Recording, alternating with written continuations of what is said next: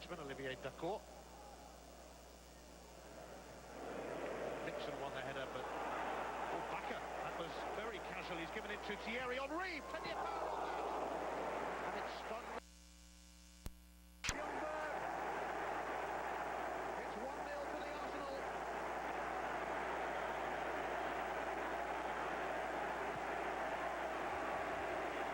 Leeds tries to pass. And the Gunners are gunning for a Champions League spot. Victory today would clinch that spot. They are on their way, thanks to Freddie.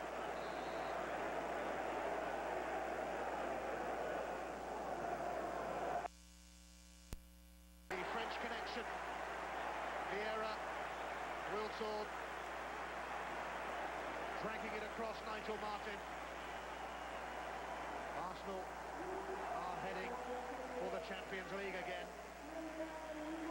This is a game that Leeds United didn't really need, did they, in between their Champions League semi-final dates with Valencia.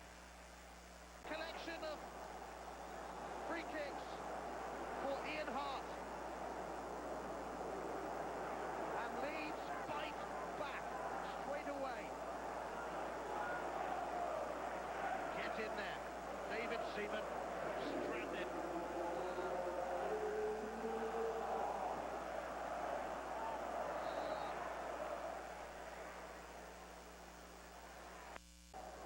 Got it absolutely right. Irania. Maweni. Iranio, Christie. Will work at his back. Still Christie. Oh, yes! Well, it's a great goal for Derby County, first of all, in their plight. But it's the end of a long, barren run for Malcolm Christie. Going back to mid-December when he last scored in the Premiership. That was a goal against Coventry. This could be bad news for Coventry. Pretty much all his own work. And it's Manchester United 0, Derby County 1. Celebrations for Jim Smith and company. Irania.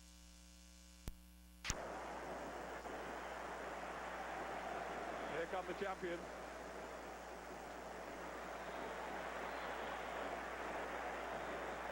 And they've produced plenty of fireworks of their own over the last 9 months in the Premiership. For Alex Ferguson, the first manager to steer a club to 3 consecutive league titles. Other clubs have managed it, but their managers have not done the full 3 years. It's another joint operation between manager and captain. Champions for a 3rd successive season. For the 7th time in 9 years. Manchester United remain the masters in English League football. They set the standards, and it's up to others to try to match them and indeed overtake them. And Old Trafford is going to enjoy this lap of honour. Family and football interwoven for Manchester United. This is the first thing that you look for in a season. You know, you've got to win the league. That's first and foremost, otherwise nothing else comes along with it. And that was our main aim and objective at the start of the season, and it will be again next year. I think the sense of achievement is that I've watched a group of players get together and form a wonderful partnership with the staff and myself, and I think that great feeling of comradeship is hard to beat that, and I'm very proud of that. And I know that the trophies are there to be appreciated and praised by our supporters, but it's more than that. It's how it's been done, and I think it's been a wonderful achievement. It is a carnival day here, and it's been a long hard season for them, and 1 or 2 changes, and that gives you that opportunity. And historically, Derby's had quite a good record here, and so have I in the past. So we felt we got a little chance. But they were brilliant. They did brilliant. Incredible. I think Jim Strachan. The corner taken. It's right across the area. Falls to Hadji. That was a great opportunity for Mustafa Hadji. A gymnastic effort, but a glorious chance wasted with 8 minutes gone.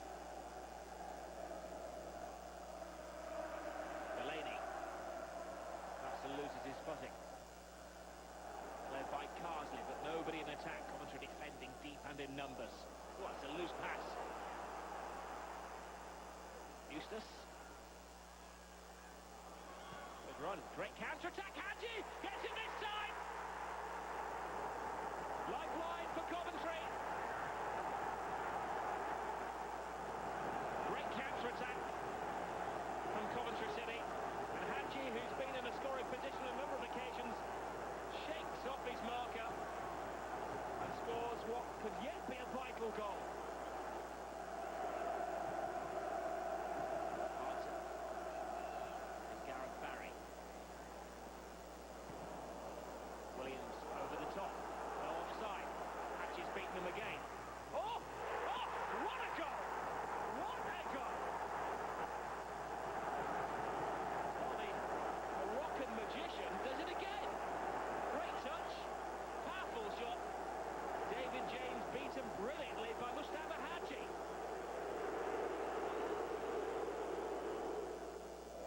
Down to shirt sleeves now for John Gregory. A little hot under the collar. Ginola. Great interception by Carsley.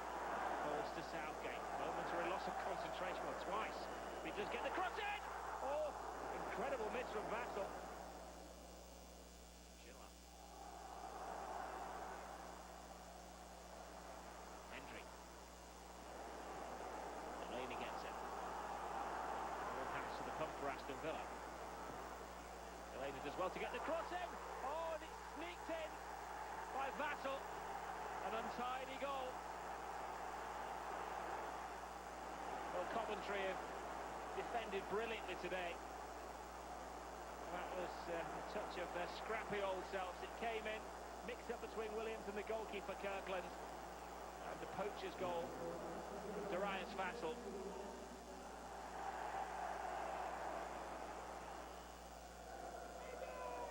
Carsley.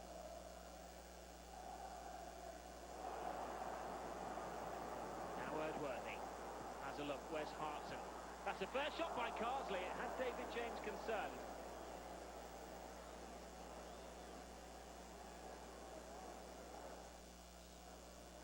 Nail of biting times for Coventry supporters. Merson plays the free kick in. Green gets there first. Real direction to the header.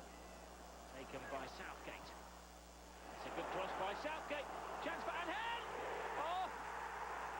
Coventry beaten by an angel. He could be sending them to hell. What a time to score your first goal for your new club. When Pablo Angel, the goal scorer from Argentina, has made it 2-2, a goal which could well send Coventry City down into the first division. May have taken a slight deflection, but it's been that kind of season for Coventry. Young Dublin contemplating scoring the goal which would send Coventry down. Ginola plays it in. Dublin doesn't get there. Merson hits it. That's the killer! That's the killer! Coventry City are going down.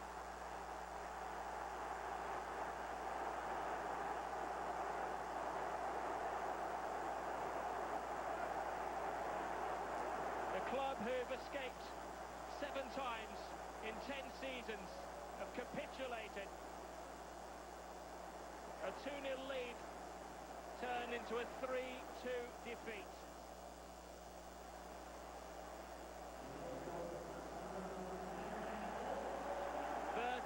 Years of top-flight football comes to an end.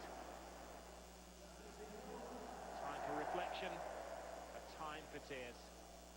Ginola receives the ball. He's been voted man of the match. reinforced.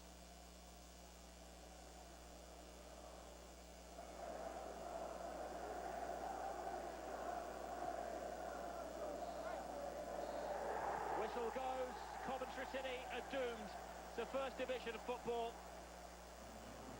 The great escapologists can't do it this time. Gordon Strachan won't take it until the final day of the season. 34 years of top-flight football comes to an end. My disappointment of the day is the fact that we're 2-0 up against local rivals, playing better than them, making more chances than them, and losing again. Because at that point, after an hour, that the game wasn't a problem. The game was enjoyment for us and our supporters. I've got tremendous admiration for Gordon Strachan. I think he's a man's man, he's a proper man, he's a great manager, totally and utterly committed to the job. And I just hope that he's allowed the opportunity to fetch him back, because if anybody can get him back, Strachan's the man. The disappointment of getting beaten that game is huge for me just now. And only maybe later on at night that it will sink in. But you're definitely not getting invited along later on at night, that's for sure to talk about.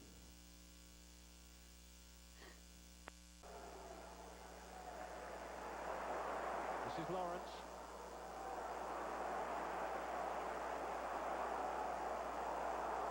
Great run by Jamie Lawrence, and he's brought down, he's jabbed it through for Jacobs! Oh, would you believe it? Wayne Jacobs scores for Bradford against Borough, Bradford's longest-serving player. And that's a real body blow for Borough. Great driving run by Lawrence. The challenge from Cooper. Lawrence still kept his wits about him. And what a delightful finish by Wayne Jacobs. Pitch right now. They trail 1-0 still. Oh, what a good shot and a fine save. It's the substitute, Marinelli.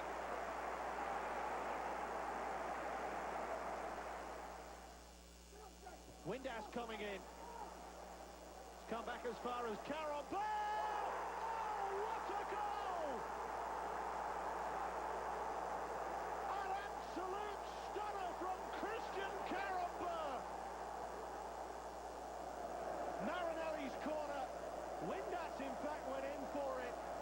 It came out to Christian Carambur. One touch to control, and bang! Right in the top corner. Fantastic finish. They were almost in front in the opening 5 minutes. Dean Sturridge's header hit the underside of the bar, but was ruled not to have crossed the line. Chances came and chances went. Chance began.